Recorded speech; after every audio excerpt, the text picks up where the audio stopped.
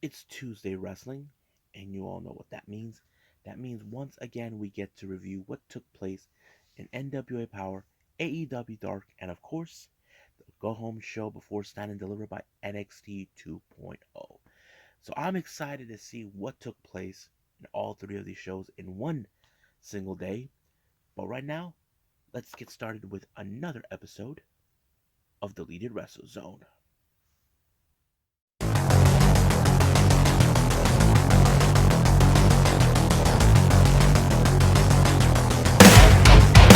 Are you ready? Get up, get up! Get up, get up! Get up, get up!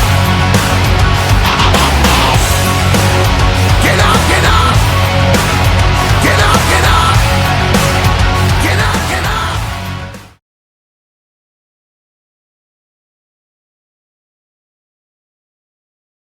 Welcome everybody to the Deleted Wrestle Zone, all things that is pro wrestling with AEW, NXT, New Japan Pro Wrestling, Impact Wrestling, the National Wrestling Alliance, various promotions, wrestlers, matches, and championships.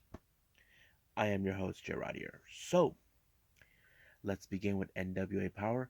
It opened up with an interview by Kyle Davis, having none other than the one person that nobody in the NWA wants to see, Matt Cardona. Matt Cardona, who is on a roll recently as the NWA World Heavyweight Champion. He believes that the Cardonas, Emma VSK, and Mike Knox will rule the tag team division. However, I don't see that right now since we know who won the Crockett Cup. So he is now saying that no one can beat him. He's been recently been calling out veteran Tim Storm, but as the old saying goes, be careful what you wish for. Now, our opening match is Maddie Rakowski, now go by Maddie in NWA, taking on Camille. Now, Camille, she's a powerhouse. Basically, we know what she's capable of, but apparently Maddie decided to play a little dirty school tactics on her. But it did not work because it only infuriated her. And that kind of tells us that, Camille is on a roll. But the real question does remain, who will be the one person that will dethrone her? Because this is a non-title match. But like always, Camille walks out on top when she pinned Maddie Rinkowski. 1, 2, 3. It's over. Now, Mae Valentine did an interview with, of course, the Pope. Talked about Trevor Murdoch and several other things. And not to mention his little trumping card, which is the Champion Series that he won. We'll see what happens then.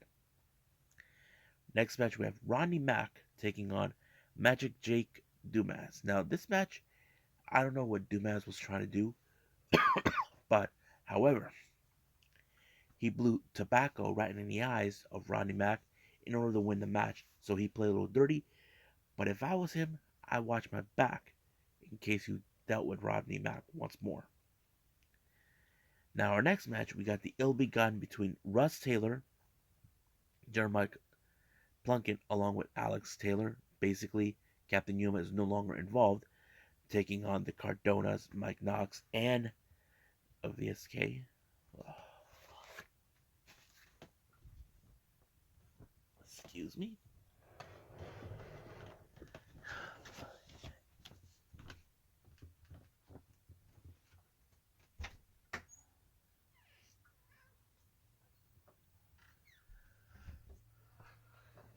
Jump, jump, jump.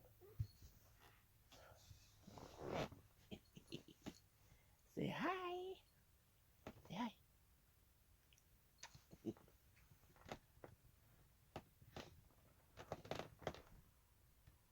Sorry, folks. My cat wants to stay here with me tonight. So anyway, um, basically, Velvet Sky, who is despises the Cardonas for being in the NWA, once again played their dirty tricks in order to win the match, which is the one thing they don't want. However, there's no doubt that they will be targeting the tag team titles sooner than we think because as we know what's going on in the tag team division. Now our next match, well, interview, we have Kyle Davis. Now, last week we did hear Tom Latimer saying that Chris Adonis and him are done. Strictly business done, and he declared him as deadweight. Now Adonis, he's taking it like a champ. Basically, he's saying, well, he's more of a solo act, and he kind of feels that way. But his initial plans is to once again take aim for the national title, and the current title, the champion, is none other than, of course, Jack Stain. But we'll see what he has to say. Now, May Valentine had another interview with this time with Zion. It appears Zion is feud with Tyrus is not done yet. So he said he did something that will help him as a valuable lesson. Now, all of a sudden, it's interrupted by Taryn Terrell. She's saying Genocide went back to the factory, said she's no longer part of her little group, and she talked about Paola, who she claims she went shopping. Now, we don't know what's going on exactly with Paola. We do know that she and Genocide have not been on the same page.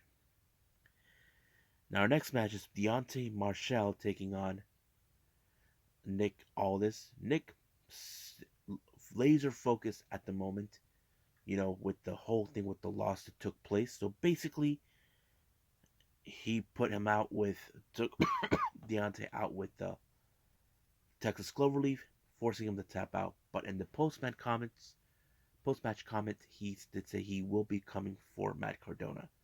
So we'll be seeing that sooner. Now, before our main event, we had the Briscoes making their appearance at the commentary, because the next match is the NWA World Tag Team titles between the challengers Pero and Odison, the N versus the champions La Rebellion, Mecha Wolf, and Bestia 666. I thought this match was pretty good. Now you could tell that the DN would have gotten the advantage due to being the bigger people. However, when it comes to guys like La Rebellion, they never quit until Mecha Wolf applied the 450 splash, and boom, it's over from there. But La Rebellion did not turn their eyes away, because they know their biggest challenge is none other than boys, the Briscoes. So we don't know when that match will take place, but we definitely will get that match sooner than we think. So I think that's pretty much it with NWA. Let's move on with AEW Dark.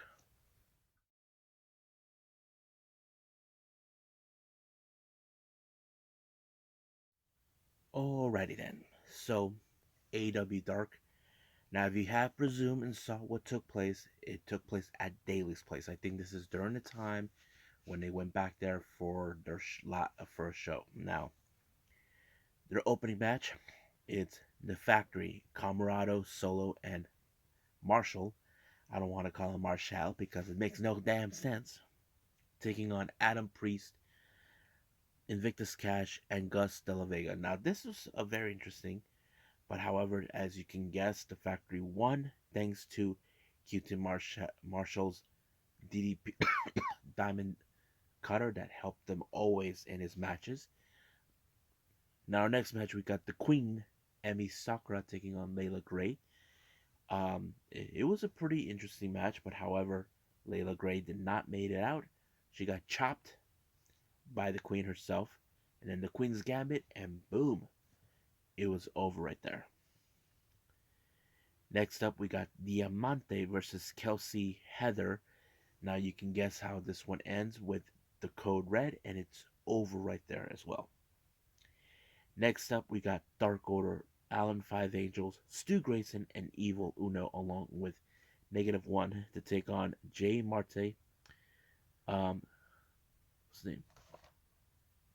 Richard King and Alex Kane. I thought this combination of Dark Order was pretty good, and it was amazing. So I think it was pretty good until Stu Grayson applied the fatality, and it was over right from there. Next up, we got Frankie Kazarian taking on Quan. As you can guess, this is ended with the crossface chicken wing, which is one of his signature submission moves that he ends, and that always has been effective when it comes to it. Next up, we got Tay Conti along with Anna Jay and -1 along to take on Chalance Royal, the one who sings opera. There was this one moment where, of course, she did lose focus, and Tay Conti just took her out completely. But you know how that ends with her winning her matches. Next up, we have Silver, Reynolds, and 10 of the Dark Order take on Brandon Bullock, Fox Vineyard, and James Ryan. You can guess the combination of all. I have to say, this combination of the Dark Order is pretty impressive because you got two. You got a powerhouse with the full Nelson. That's how it works, and then you got the combination work of Silver and Reynolds. It's amazing. So I have to say this is a good combination, but you can guess it. Dark Order won this one.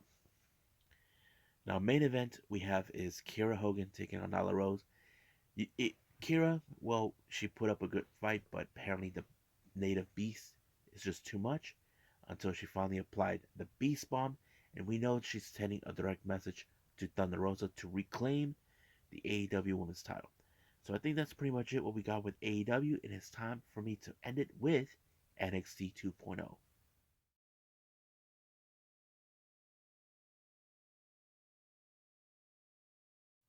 Okay, final review NXT 2.0, which is the final go home show before this Saturday's Stand and Deliver. Now, as you know, we're getting closer and closer with certain matches are taking place as we got the NXT Championship on the line between Dolph Ziggler and Braun Breaker. Now, it opened up with Imperium, Gunther, Fabian, and Marcel taking up the ring until they were attacked by LA Knight and MSK. Now, keep in mind this feud between them has continued on, and Eichner and Bartel had to deal with MSK in the triple threat match, and of course, Gunther has decided to disrespect LA Knight, and LA Knight will not take that kindly. So it kind of fits in. However, the feud between both Gunther and LA Knight did not end in the ring. It continued all the way to the back until finally Eichner and Bartel showed their supremacy to MSK to win the match. Now, however, as you know, Creed brothers show up to send a direct message. But the real question does remain once again, who attacked the Creed brothers? Now, there's a lot of suspects, but however, I will explain something at the end. Now, as you know, there was a reason why Kylie Ray and Io Shirai decided to become the. Now, we know they won the NXT Women's Dusty Cup tournament. However, they decided to put that on hold, but to target, let's just say, Mandy Rhodes' mouth came back to bite her in the butt. She said that she will take on any woman. Basically, she claimed that's what she did, and that's what she wanted. So apparently, it was switched to a four-way match instead, which did not like Mandy Rose did not like that one way or the other. However, apparently during the day, Wendy Chu has become MIA. Dakota Kai went to find her. Now, when Toxic Attraction showed up saying that Mandy Rose is not a happy camper, knowing that she has to face three other women, but she does have confidence enough to believe she will walk out. And of course, Gigi Dolan and JC Jane believe there's no one left. Dakota Kai came out to give a little retribution after they confessed they took out Wendy Chu, believing that they failed to get the job done between Kaylee Ray and Io Shirai.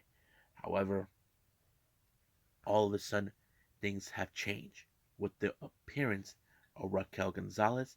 And now Raquel Gonzalez and Dakota Kai reunited once again, this time taking aim for the NXT Women's Tag Team titles, which fears Toxic Attraction. Now, as I mentioned before, Diamond Mine's gym was destroyed. This one superstar, forgot her name, wanted to clean up, but Ivy Nile did not take that kindly. However, we will see Ivy Nile later on. Now, our next match we have is Josh Briggs and Brooks Jensen take on Legado. Now, this was a more of a feud. If you remember, not too long ago, right after the Creed brothers were attacked, Jensen and Briggs accused Legado believing they were responsible for the attack of the Creed brothers. Now, It's not the first time these guys attack people in the parking lot, even though that's their game. But they denied the accusations. This thing is going back and forth.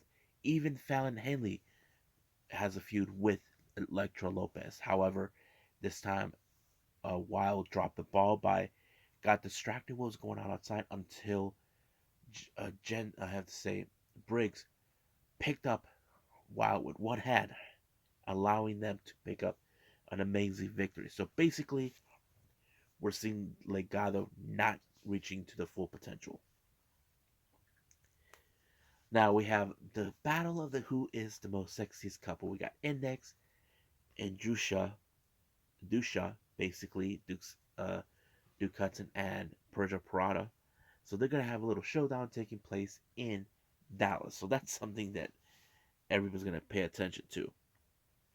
Now, Carmelo Hayes, as you know, set up this match for Stand and Deliver, believing that he will walk out. However, he's not 100%. He believes that he is not phased, that he will walk out. However, Big Mouth Grayson Waller decided to crash his little interview, saying that he's taking that title back and tell that Sanga is much bigger than Trick. I mean, he does have a bigger size, but Trick did not take that too kindly. Now, once again, the feud between Von Wagner and Robert Stone against Chase University rages on until Wagner really took out Bodie Hayward. But in the post match, Wagner took out Jacket Time, being saying that you guys live in my world. So basically, this is a feud that we're seeing now how Wagner is becoming a most dangerous individual ever. So he even ripped off Hikamanjiro's jacket.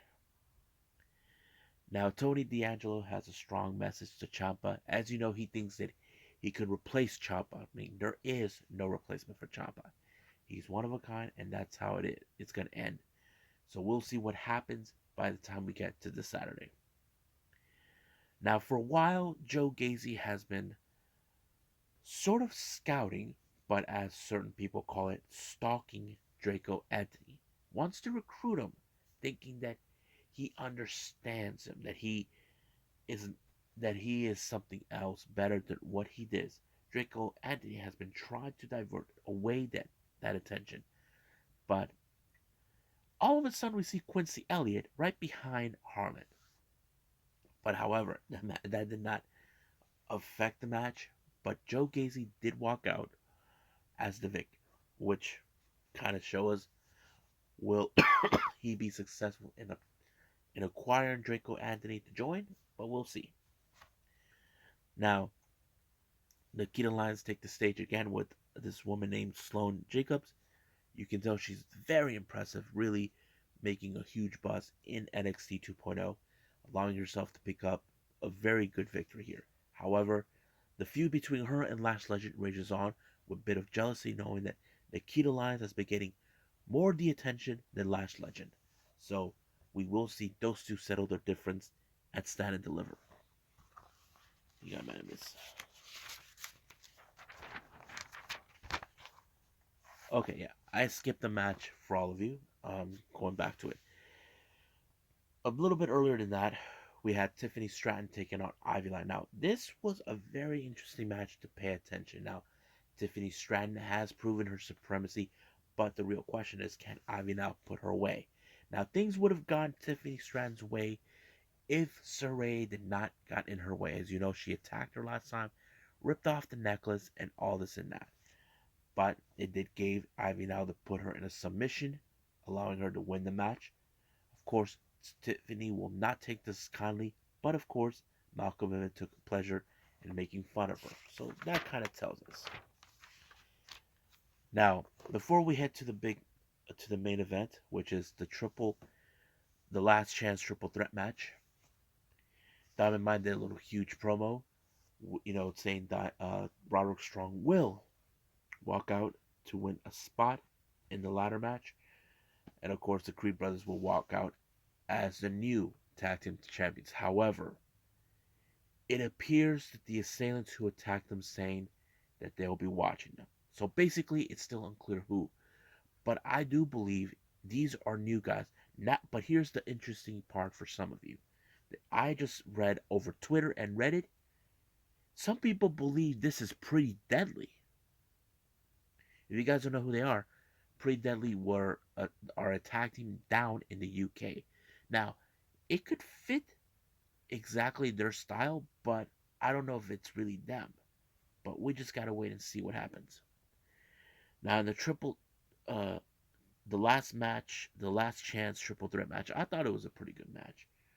It was Cameron Grimes who walked out when he did the cave in, saying that he's going to the moon. But other competitors such as Solo Sikoa, Grayson Waller, and Santos Escobar came around. So basically, we're going to see a big brawl. But the real question is, who will walk out? Will Carmelo Hayes still be lucky to remain as champion or lose it? Or did he really, really did not expect the unexpected? Well, we'll find out later on this one. So I believe this is time for me to end it right here and call it a day.